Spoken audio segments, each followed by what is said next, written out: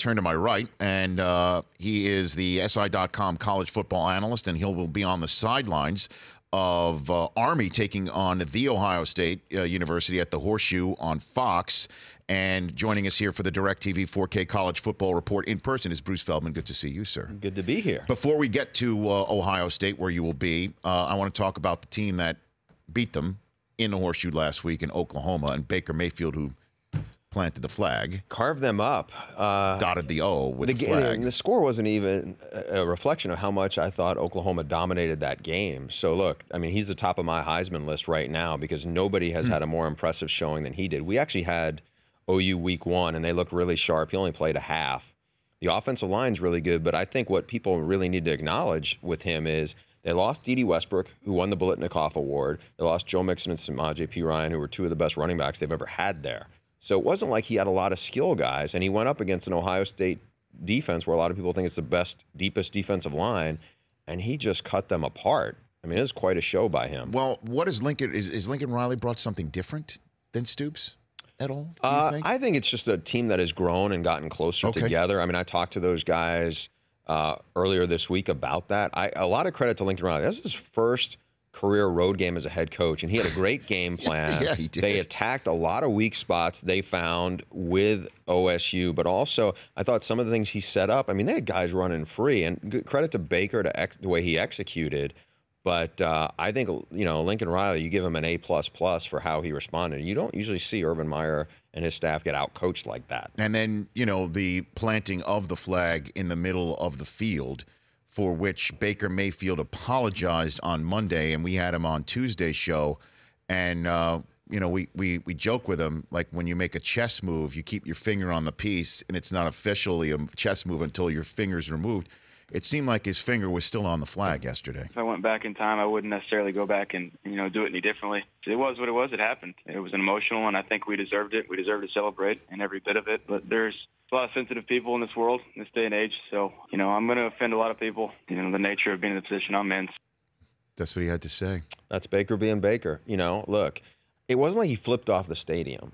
So I think we should keep this in some context. I think in Baker's mind, he looked at it and go, well, they were singing on their fight song on our field last year, and this was him one-upping them. He doesn't have to go play them in Columbus again. If he ever gets to see him again, maybe it'll be in the playoff, and that's a stretch.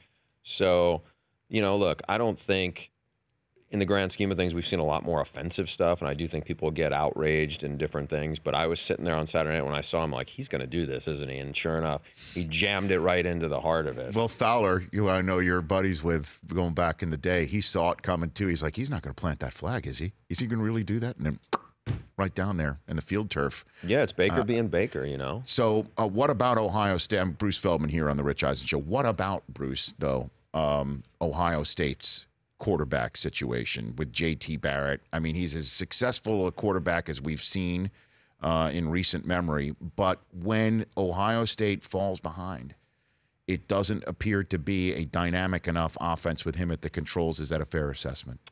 I mean, look, it is what it is right now. They did not respond well to that. I think that you're seeing a lot of zones that they struggle with. And it's not just J.T. Barrett. I think one of the issues is Urban Meyer has recruited really well. You look at all these 4- and 5-star guys, there's a lot of speed. For some reason, they have not been able to develop, you know, receivers to take it even further. There's just not a proven go-to guy. I don't know if they have a great feel for what's going on out there, finding open space. JT's accuracy, you know, which we'd heard in the offseason. I remember being in Columbus in spring. You know, Urban was very encouraged. Kevin Wilson came in. He's a really well-regarded offensive coach. Ryan Day is a very well-thought-of quarterback coach. So they've given him the pieces to take it to the next step, but it hasn't translated. Now, Urban Meyer, in the wake of all this, has been very adamant. You know, we're not looking for anybody else. It's JT. JT's the only 3-time captain in the storied history of Ohio State. So we're not just talking about just a regular guy. This is an interesting dynamic. I think what you hear from some Ohio State fans is, hey, you got Dwayne Haskins. You know, we had Urban on our podcast on signing day last year, and Urban told us Dwayne Haskins is the best pure passer he'd ever seen at that stage. And so it was like, people were like, wait a minute, what about this guy? Because that would seem to be the guy who does all the stuff JT's struggling with. But I think if you're an Ohio State fan, you have to respect Urban Meyer's at all the practices. He's in all, all the meetings. Yes. They know who's ready and who's not. If it was as simple as Dwayne Haskins is going to make their offense much better, I think Dwayne Haskins would be the guy. You have to trust your staff to know what they know. But I think right now, Urban is dealing with making sure this thing doesn't really mushroom and give it more oxygen by saying, okay, well, we're going to consider it. Well, I mean, plus the schedule is soft enough that maybe everything can calm down there. Or you take a look at what happened with Sam Darnold last year with USC, you'd think that maybe, just maybe, this is a situation similar that they need to just say, okay, JT, I know you're the first 3-time captain here, and you've got heart and you've got soul and you represent the school so well, but we do have to win football games, and we got to get this kid in the soft part of the schedule right now, and let's get him up to speed. I think the difference there is Max Brown was the guy at USC. He really hadn't, proven anything in games, whereas JT Barrett, he finished 5th in the Heisman, I think, 3 years ago. He has done a lot of good things. He does fit on some level of what they want to do in the quarterback run game, probably even more so than Haskins does. The issues, I think, are bigger than just JT Barrett in terms of the vertical passing game. I really think a lot of it is on the receivers. You also watch that game, and Dobbins, their terrific freshman running back, he looks awesome. But it's like, are you going to feed him more? It's like, I think there's questions about the play calling a little bit. And look, it's only their second game as a staff together. I think it'll get better, as you say. I mean, Army comes in there. They're on a 5-game winning streak for the program. It's the first time in like 21 years. Are they really going to challenge this, this team? Because Ohio State's biggest issue, they're last in pass defense. Well, Army comes in. They've completed 2 passes all year combined. So I think this is probably an interesting setup for them to try to get some momentum and get things sorted out. And maybe we'll see Dwayne Haskins in some of these games as these, if they turn out to be blowouts. SI.com college football analyst, and also Fox sideline reporter Bruce Feldman here in the DirecTV 4K college football report. How do you see Clemson and Louisville shaking out this weekend? Clemson was awesome last weekend. 11 sacks against Auburn and Gus Malzahn's offense.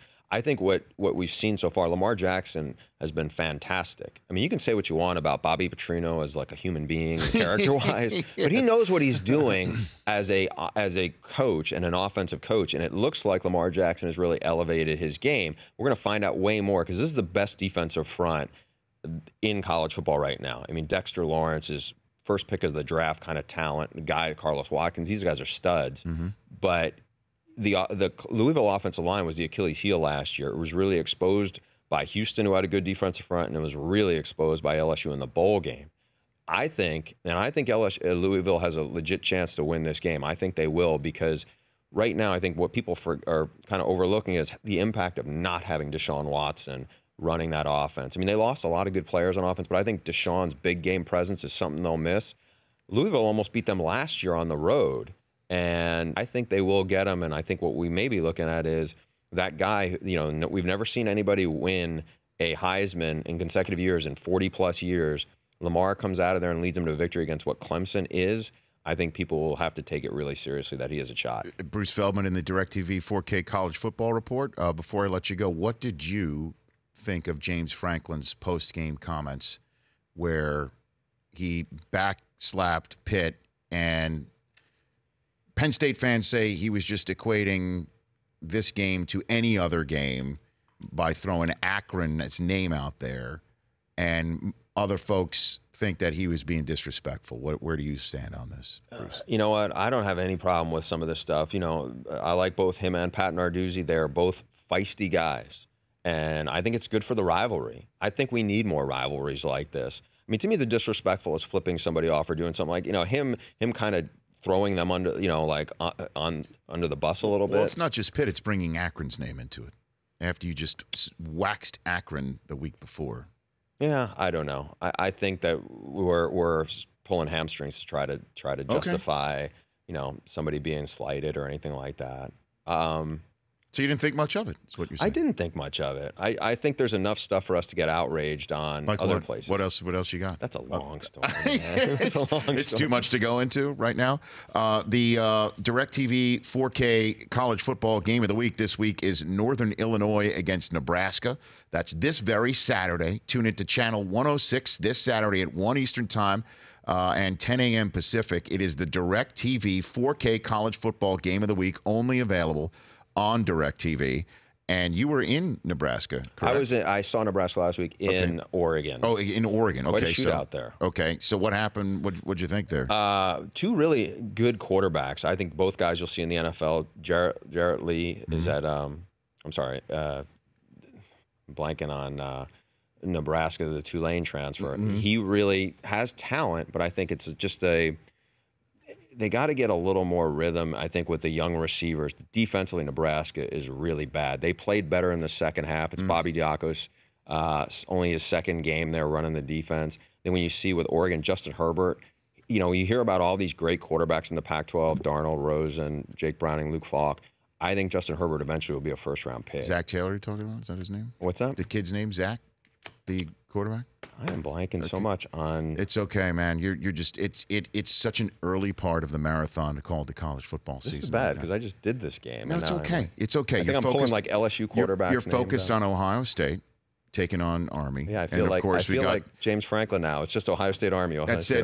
Northern Illinois against Nebraska is again the DirecTV 4K college football game of the week. Good to see you, Bruce. Come back. Always a pleasure. I love it. That's Bruce Feldman of SI.com and college football analyst on Fox as well. When we come back, it'll be Mike Lombardi of The Ringer sitting here right in this seat. And speaking of he's put the ring in the ringer, Brockman.